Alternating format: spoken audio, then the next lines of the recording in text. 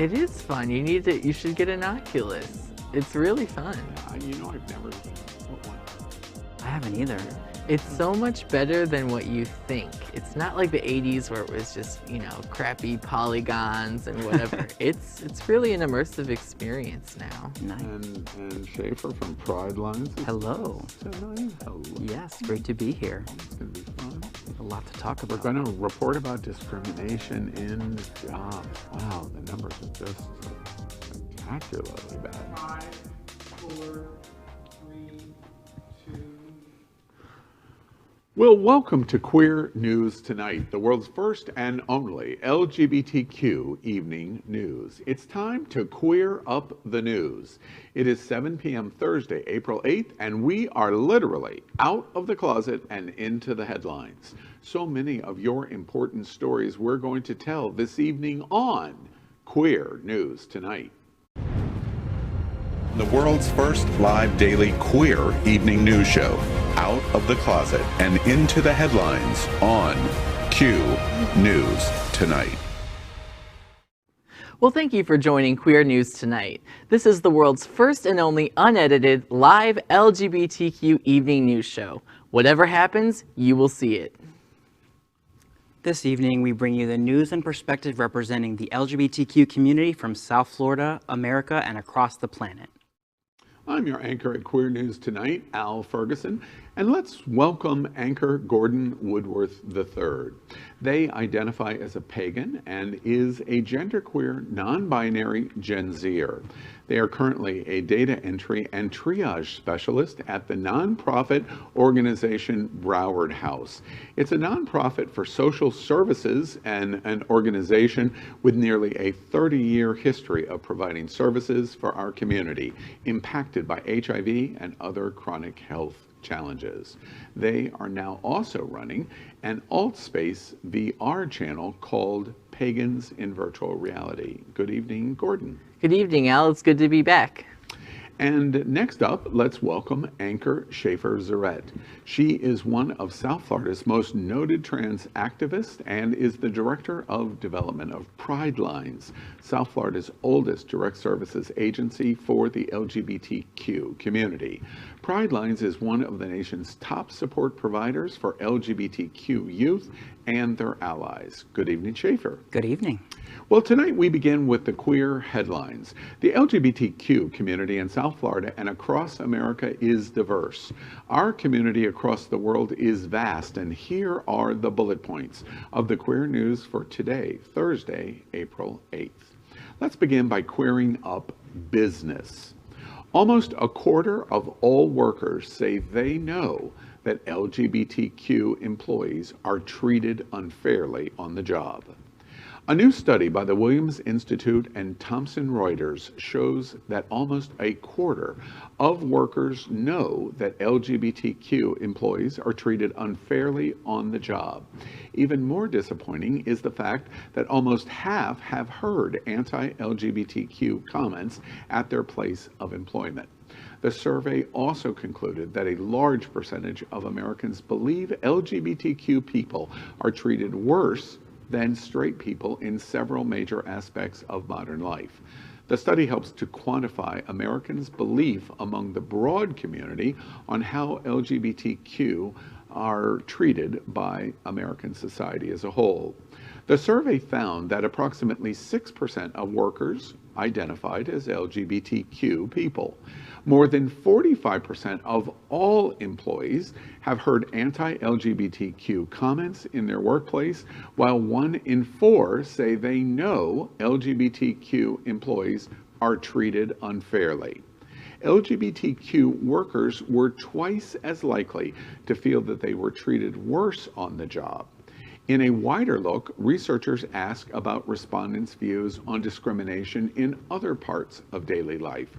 And over a third of Americans think LGBTQ students are treated worse than their straight counterparts.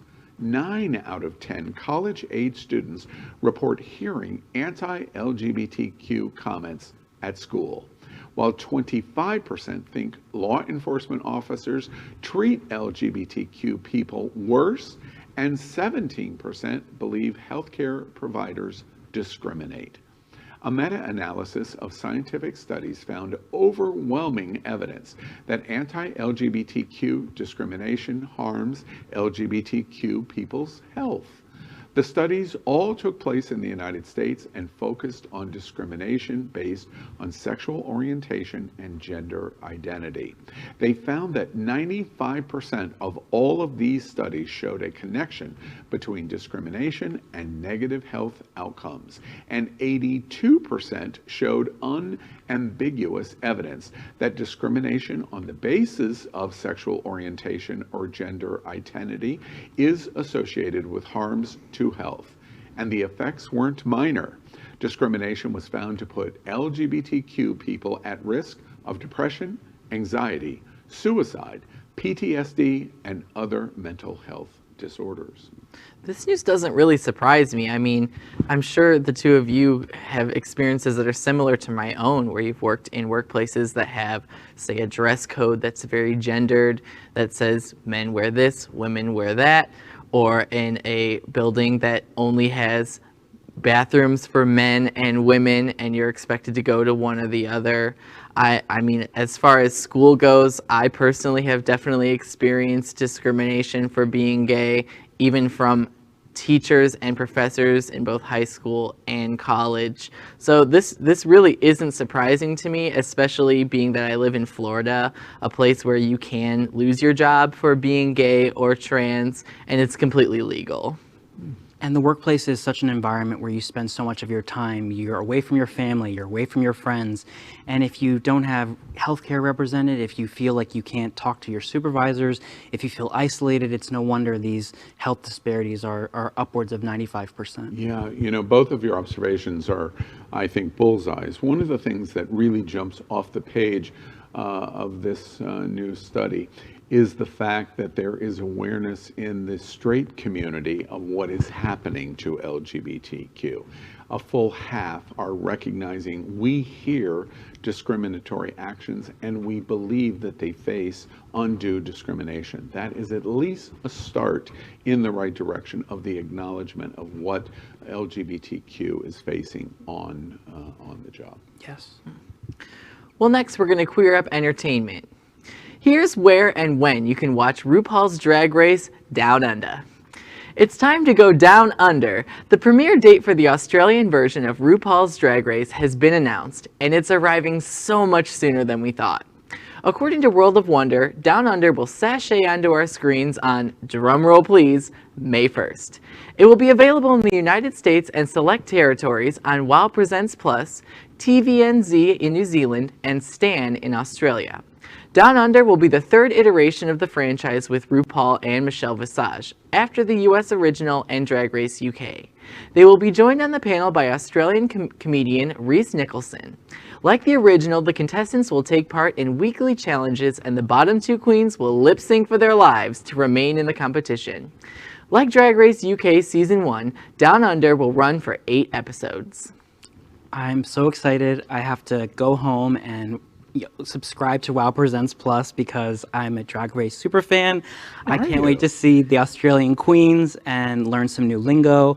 It is just so exciting. It's my weekly tradition. You know, if you've ever watched Priscilla, Queen of the Desert, it's a little preview from 25 years ago of the amazing experience we're getting ready to watch. Yes. The number one thing that I already know is coming from the show, I've had a little bit of experience with RuPaul, is the humor. The humor in this show is probably going to be of the entire world and all of the various inclinations of RuPaul around the world. It's probably going to be the funniest season that we've ever seen because of the personalities of the Aussies. It's going to be great. I think you're exactly right, because of the friends that I have there from Australia, they do not care about being politically correct, and they are not afraid to offend people, so I'm sure it will be hilarious. Yes. I'm surprised to see that RuPaul's doing this one because he didn't do Canada, but I bet you he chose to do this one because the pandemic virtually missed Australia, so it's a perfect place for him to do it. That's right, and let the inappropriateness begin. Yes. Yes. And next, let's queer up gay culture. That last lesbian bar in America, please turn off the lights. The pandemic has exacerbated an already troubling trend for lesbian bars. Just 2 months into the coronavirus pandemic, in early May of 2020, NBC News reported there were only 16 lesbian bars left across the U.S., compared to about 1,000 bars that cater to gay men and mixed-gender LGBTQ crowds. Now, that number has dropped, with many others barely surviving. In 2021, the home of the gayest place on planet Earth, Wilton Manors, the lesbian bar has closed. In many cities, bars are the only spaces where LGBTQ people can come together. But for queer women, these spaces are now almost non-existent, leaving an already isolated community even more alone. A number of the roughly 15 surviving lesbian bars have already reopened at limited capacity, though it is unclear whether some that closed amid the pandemic will ever reopen. Reporting is limited, but many of the lesbian bars that are open are saying revenue is only 20% of what it used to be. At least 9 lesbian bars around the country launched fundraisers to stay afloat during the crisis.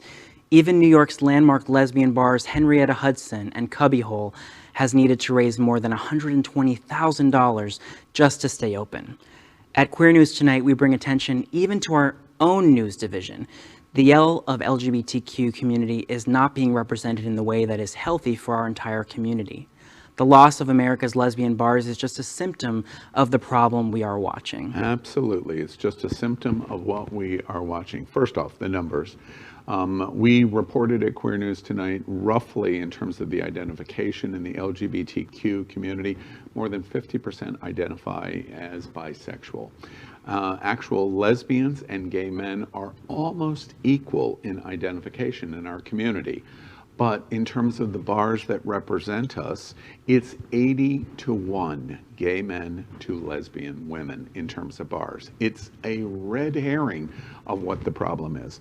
And it's something that we really, in the balance of 21 and into 22, must be talking about frequently, because we are watching the wholesale decimation of one of the principal components of the LGBTQ community.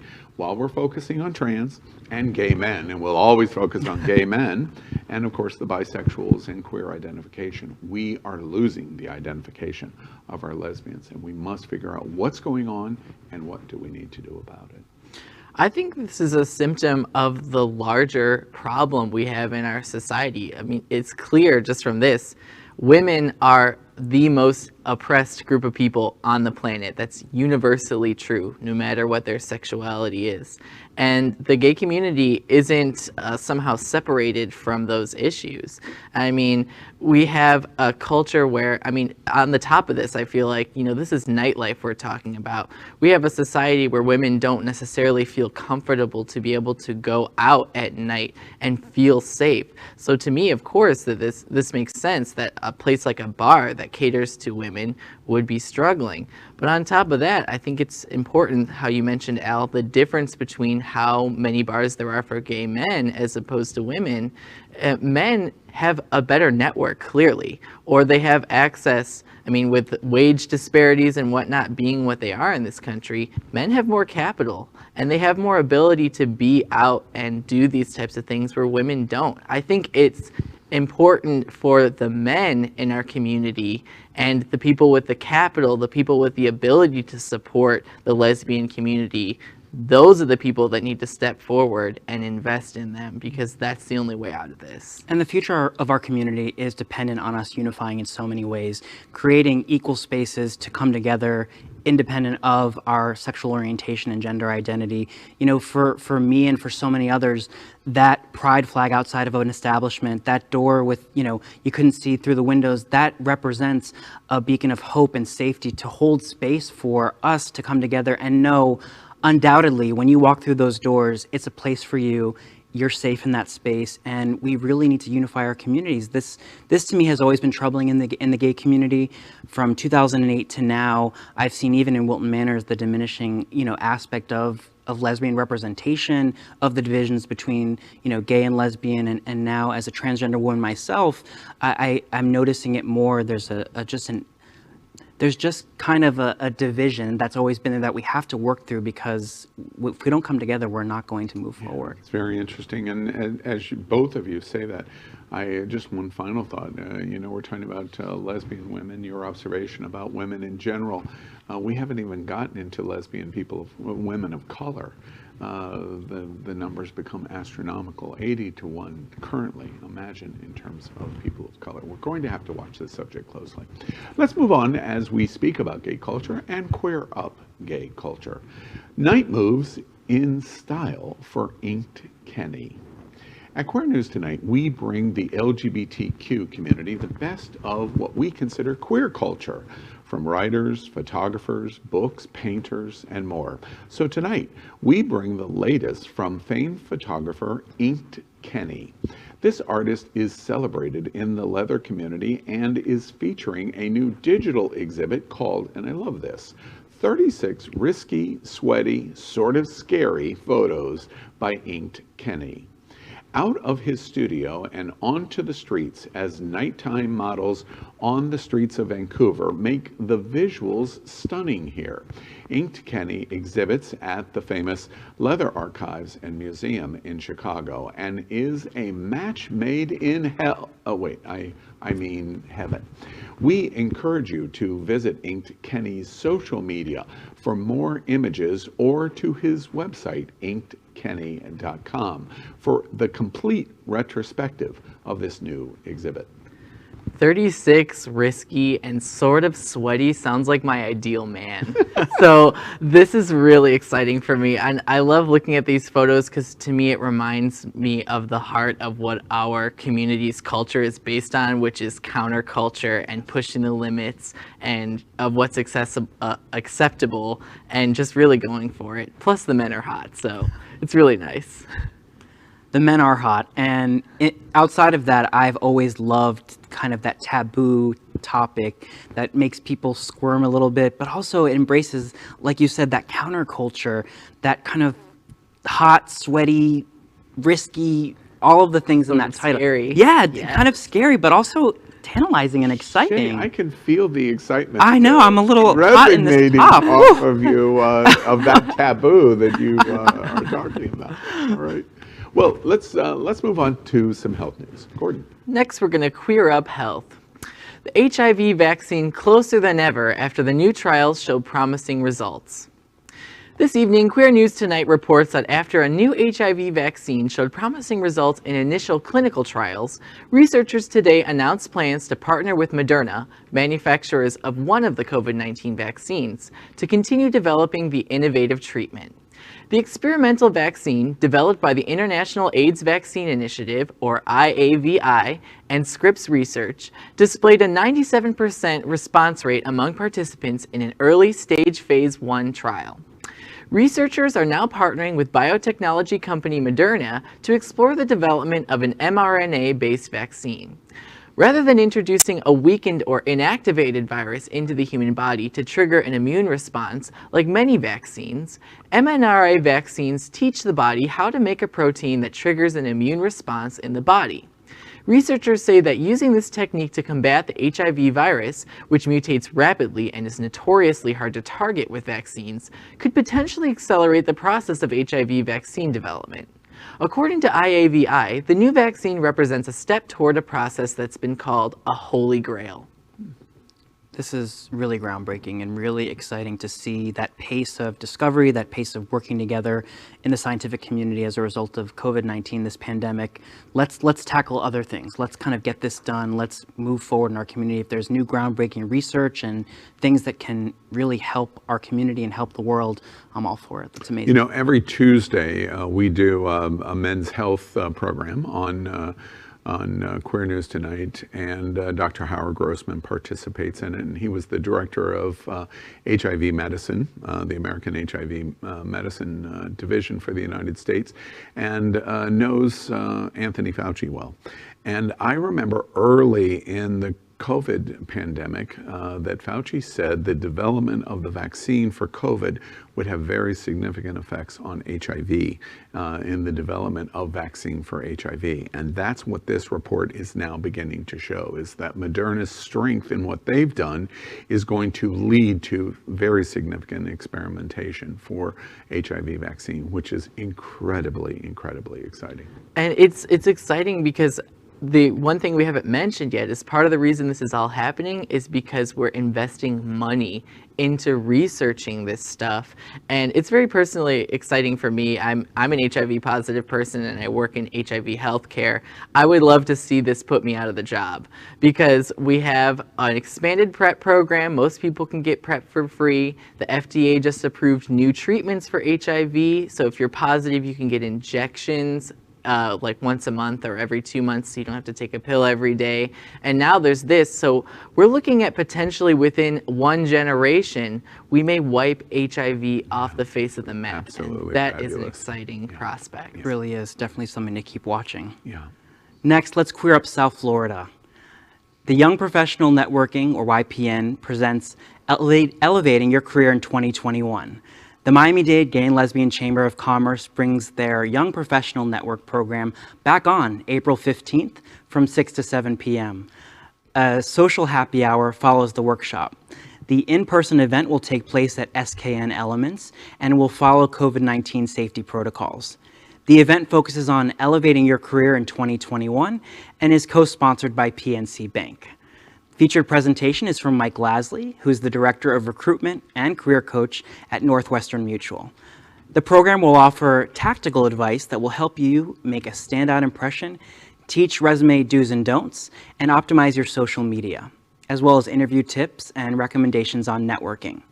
There will be beverages and light bites, and a raffle of prizes. Registration is required, and you can go to MDGLCC's website to be one of the limited 50 participants. Yeah, it's exciting. I love the idea that the Miami-Dade Gay Chamber of Commerce is focusing on business development for 21 to 39-year-olds. I'm not in that age group, so it's not focused at me, but I think it's great. And also, by the way, I think it's great that this is an in-person event, and we're reporting on this more and more, and will report on it more and more as we begin to see the effects that vaccines are having in allowing us to have more and more in-person events. Yeah, I agree with you. That was one of the things that was exciting to me about it as well, is that it's an in-person event, because it's not stated in this description, but the unstated real reason why it's a good idea to go to events like this is meeting other people. Because at the end of the day, to find a job, it's not about what you know, it's about who you know. So if you have the opportunity, show up to this event and maybe you'll meet someone. Yeah. And we have to get comfortable as we reemerge out of this pandemic, and there are new ways for us to be social and network with each other. It's so important to us getting comfortable again, especially those that are in need of a job or Absolutely. coming out of the pandemic. How do I and what do I do? And for us, we can go to a business development seminar with 50 people, or we can go to Texas Stadium in Houston with 40,000 people. Right. I'll choose the professional seminar. Let's continue with queering up the world. Vladimir Putin just officially banned same-sex marriage in Russia. With the stroke of a pen, Russian President Vladimir Putin formally enacted a series of anti-LGBTQ plus amendments banning marriage equality and transgender adoptions, and centering on a belief in God as the core value and justification in the country. The homophobic and transphobic amendments were passed last July in a national referendum, with over 77% of voters casting their ballots in support of the measures. The new rules also reset Putin's term limits as president, meaning he can now serve an additional 2 6-year terms in office. Religious themes played a very important role in society in this nation and often drive the anti-LGBTQ plus sentiments in Russia. The campaign in support of the constitutional amendments against LGBTQ was particularly offensive. One notorious television commercial featured a gay couple adopting a young boy from an orphanage. When the boy asked the man adopting him about his new mother, the man points to his car, where a second man emerges wearing makeup and clothing that is meant to appear feminine. The ad, entitled "Why Amendments to the Constitution Are Important," ended by asking viewers, "This is the Russia you choose." Video of the ad was later pulled from YouTube. Life for the LGBTQ community has grown even worse since then. As a modern Western country, Russia is the most anti-LGBTQ of any nation in this category. See, I hesitate to call Russia a modern Western country because they're clearly very backwards, and they're a republic in name only. Clearly, by what the President Putin is doing here, it's very undemocratic. He's now making his term limits even longer. It's basically a dictatorship and nothing like a republic that you and I would recognize as a republic. So I hesitate to call them modern. However, the first place I'm looking to see what the response for this is going to be is the Biden administration. Again, their State Department has come out this week and said we support gay rights around the world. And I want to see where the sanctions, what is the Biden administration going to do about this? How are we going to force Russia into a corner on these issues? Because they have a lot of power in the world, and we need to do something to stop them. Yeah, you know, as you're going through that story, my heart just sinks as someone who was adopted, who's a twin, who experienced unconditional love from my parents, just to put children and let them lose an opportunity to find a forever home, to find a family that will love and care for them. It's so distressing. That on top of the anti-LGBTQ rhetoric and sentiment, it's nothing that's surprising from Russia, but it's still disheartening and disgusting. You know, it's strange to me that when you find a causal link between fanatical authoritarianism and fanatical religious evangelical beliefs, orthodox, which is what I refer to, you frequently see limited thought in evolution. And then when you see the limited thought, that is how minority organization or minority groups like LGBTQ, women, race, etc., that's when you see the worst and harshest. And that's what we're watching in Russia for those reasons: authoritarianism and radical religion. Yeah, and it's honestly just offensive to Christianity because nothing in Christianity says that being gay is a sin, and there is no agreement upon this in the Christian world. But next we're going to queer up travel. Princess Cruises P&O Australia to launch first ever LGBT plus Pride cruise, and it sounds fabulous. The 3-night cruise, which will depart from Sydney on November 4th, 2022, will be a celebratory weekend for the LGBT plus community and their friends, families, and allies, and will honor pride in self, the diversity of the community, and the endless variety of talented artists, entertainers, and educators in it. Australian LGBT plus organizations will be on board, including Bobby Goldsmith Foundation, Australia's longest running HIV charity, and Queer Screen, which will be putting on its first queer screen at Sea Film Festival. The Princess P&O cruise will also feature a queer entertainment lineup with plenty of feathers, sequins, and flamboyance, featuring America's Got Talent star and self-described international superstar sex symbol accordionist and Berlin boy wonder, Hans the German. The cruise will also be welcoming LGBT plus sports and stars and diversity trailblazers like Simon Dunn, the world's first openly gay bobsledder, and queer Australian rugby league player Meg Ward. It seems that this is a perfect opportunity to travel to Australia.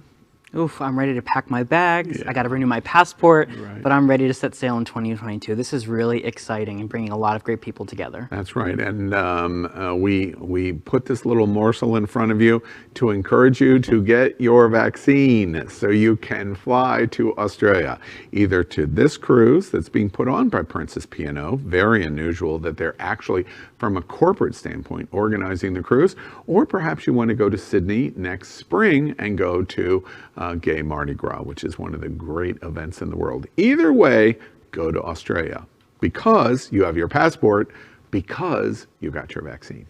But get your vaccine so you can get on a boat with a bunch of hot Australian men. Come on, all these men on a boat and there's alcohol, sign me up. Let's go. Yeah, that's right. Well, that is our queer headlines for today. So let's catch up on the LGBTQ news surrounding COVID-19 with our special segment called Quarantine Quickies. Queer News Tonight has been LGBTQ America's most important news source on the pandemic, as we have reported on coronavirus on every news broadcast since January 6th, 2020. And tonight we report the devastating effect coronavirus has had on the American and worldwide LGBTQ community in total cases and deaths. We also provide hope of a new light at the end of this long tunnel. As of tonight, more than 2,214,000 LGBTQ Americans have contracted COVID-19, and more than 41,000 LGBTQ Americans have sadly died from coronavirus. As of today, more than 171 million vaccine doses have been administered in the U.S. Well, that is the COVID-19 news for today. Next, we report that Happening Out Television Network is passionate about our support for the LGBTQ community. An example is Sunshine Cathedral, the world's largest queer church here in Fort Lauderdale. We are broadcasting from our permanent set here at Sunshine in supporting that partnership. The network broadcasts the largest LGBTQ religious broadcast in the world, with more than 30,000 watching every Sunday at 10:30 a.m. Eastern, and it's totally live. We encourage you to tune in. Our campaign of sponsorship proudly supports Sunshine Cathedral is my queer church. Watch this.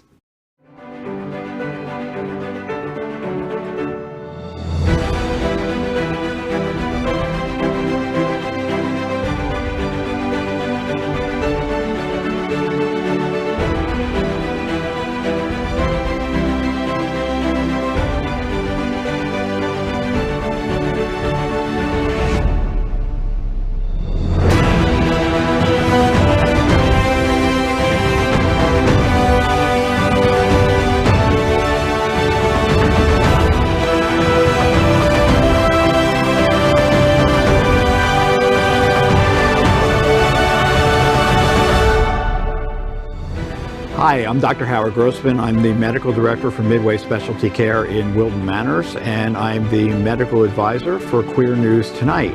And Sunshine Cathedral is my queer church. We'd also like to thank our set designer, Concepto Modern Living, here in Fort Lauderdale, for making this set in this amazing queer church campus possible. Finally, we thank Queer News Tonight's hotel sponsor, Best Western I-95 Fort Lauderdale. This is the closest and best choice to the famous Wilton Drive, and our hosts and guests stay at this LGBTQ ally partner. We encourage you to stay here when visiting South Florida. Well, finally this evening, Queer News Tonight is proud to host our Thursday night business professional segment we call NetWERQ with a Q, where we will highlight and network live with LGBTQ business leaders, individuals, and organizations. Tonight's segment features Brian Falduto, professional actor, country music singer, songwriter, and ICF certified life coach. He is best known for his child actor days as that gay kid from School of Rock. Since re-emerging as an out and proud advocate and artist, he has been privileged to share his story, including his now viral interview with Now This News, receiving over 5 million views. Pride Life magazine subsequently named Brian one of the 20 most influential, outspoken, and optimistic individuals on the planet. In 2020, Brian launched the Gay Life Coach podcast, the Gay Men's Self-Help Book Club, and the Gay Men's Mindfulness Collective as part of his continual efforts to create mindful conversation and content surrounding the effects of internalized and externalized homophobia, and how one might heal from those experiences through expanded awareness and a deeper connection to oneself. Here to tell us more, let's please welcome professional actor, country music singer, songwriter, and certified life coach, Brian Falduto, to NetWERQ here on Queer News Tonight. Brian, good evening. Hello, thank you for having me. And how do you like, first off, let me get this right off the table, how do you like to be forever being identified as that gay guy? Yeah, no, it's I've learned to embrace it, but there were a couple tough years there where I was a little over it.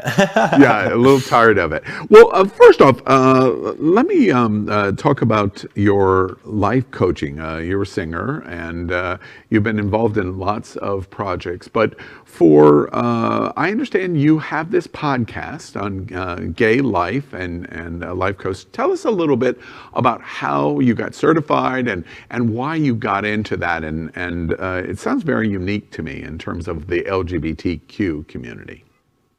Yeah, thanks. As you mentioned, I was in School of Rock when I was younger, and I've been known as that gay kid from School of Rock for a while. But, when I was younger, I didn't really know what being gay meant. And having this label on me for many years, as I mentioned, was really tough for me. So when I did finally come out of the closet in my senior year of college, after many, many years of denial and sort of running from that label, I entered a few years of really like damaging and like self-sabotaging behavior because I didn't really love myself. There was a lot of like healing that needed to be done. And so after many years of sort of like hitting rock bottom, I started to ask myself the questions that allowed me to begin my healing journey. And as I look around, I noticed that the healing journey is just so important amongst gay men and the queer community in general. And there just aren't a lot of places to have that conversation. It's a tough conversation, and not everyone necessarily wants to sit down and have that tough conversation. So I'm trying to make it more accessible via a podcast, via a book club, via the collective, any way where gay men can sort of connect with like-minded people who are doing what I like to call the work. Essentially. And that's an interesting point to me because through the certification program, the national and internationally recognized certification program for this genre, this field of life coach, I'm curious, when you went through this and as you honed this craft, focusing on life coaching, do you see specific differences in the gay community or the LGBTQ community that you don't see in the broad community? Do you have special or unique challenges that you have to face in our community that the traditional community doesn't face? I don't know that it's that we face necessarily. Like, I believe that the work is forming a deeper connection to oneself, and I think that applies across everyone's challenges. And that when you really have an intimate relationship with yourself, and when you have mindfulness, when you have the skill of mindfulness, you're able to hold a problem in your hand and look at it rather than identifying as the problem, right? That's how I describe mindfulness. And I think that approach can help with a lot of challenges. I think what happens is we get caught up in our thoughts about things rather than being the witness to our thoughts and being a little bit more selective about where we go, right? So I think those are issues that everyone faces. But yeah, I do think that there's deep-rooted issues of shame within the gay community, and that manifests in a lot of different like behavior patterns and habits that I was also just speaking from personal experience that I wasn't proud of, because I spent so long sort of separated from myself. When I did come out of the closet, I was so desperate to sort of find myself in other people or in different projects or in like my career, for example. And I find that validation outside of yourself never tends to be enough. So I'm trying to get people to come back to the self and really do that work, I want to ask about this mindfulness collective. So taking the podcast, the life coaching podcast, a step farther, you are zeroing in and cycling down to mindfulness. Explain to us what the intent there is and what you hope to accomplish.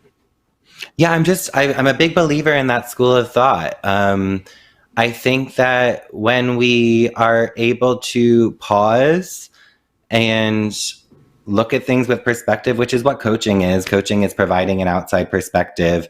I think that happiness that we've longed for our whole lives and that we're all after, it becomes something that's a little bit more optional in the present moment more often. And it's not something necessarily that's on the other side of some mountain that you have to climb. It's something that you can attain through the skill of pausing and looking at things in different ways. And yeah, and I've just found that's been so helpful with my healing journey. And I don't see that the mindfulness, there is a mindfulness movement happening right now in the world. I feel like, I think a lot of people are sort of tapping into, a lot of what I'm saying. But a lot of mainstream outlets don't necessarily always address the LGBTQ community specifically. And there's such a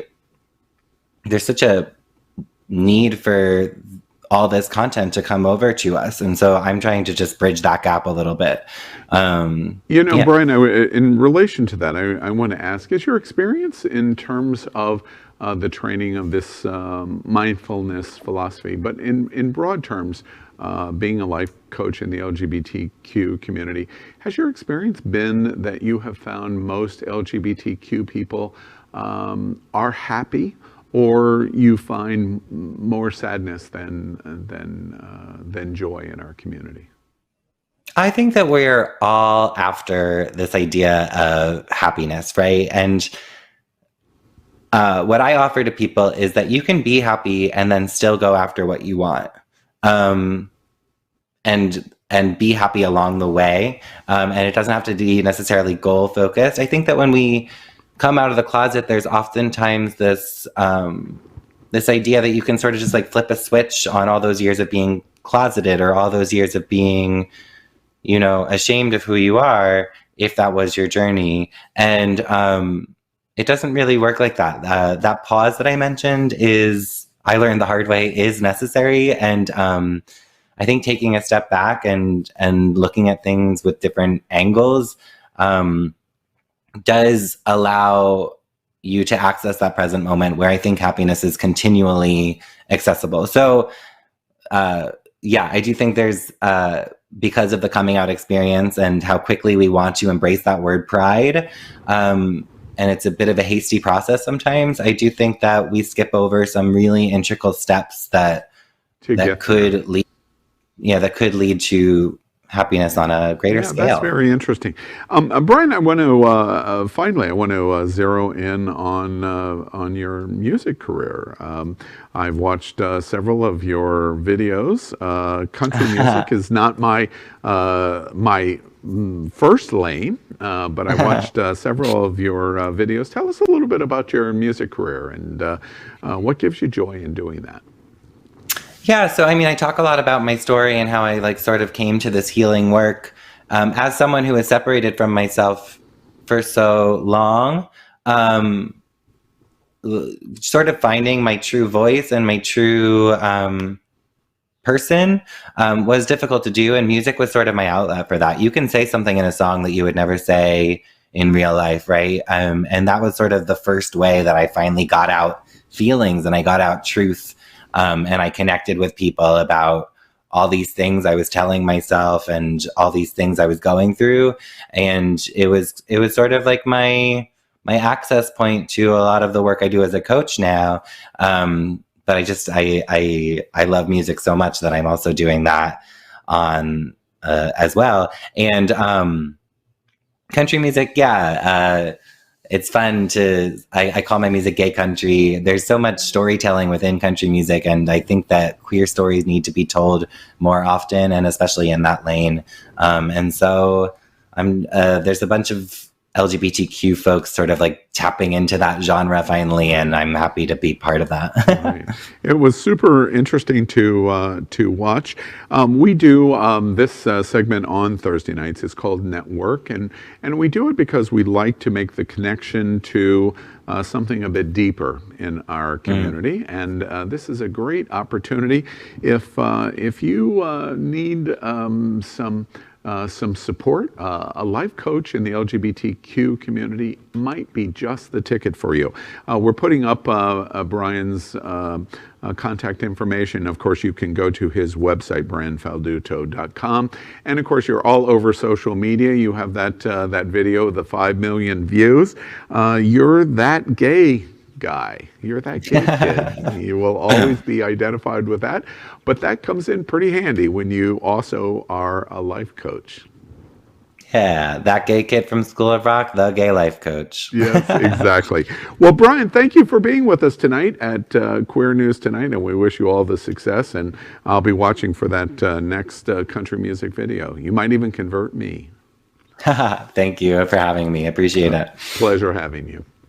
Well, that is today's news for the LGBTQ community on the world's first and only daily LGBTQ evening news show.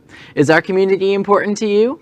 Then help us by liking and subscribing. Ring that bell for updates and share this news. We're the only LGBTQ television live video news in the world that is out of the closet and into the headlines. We need your support. I'm your anchor, Al Ferguson, and on behalf of anchors Gordon Woodworth III and Schaefer Zarette, we will see you daily at 7 p.m. Good night.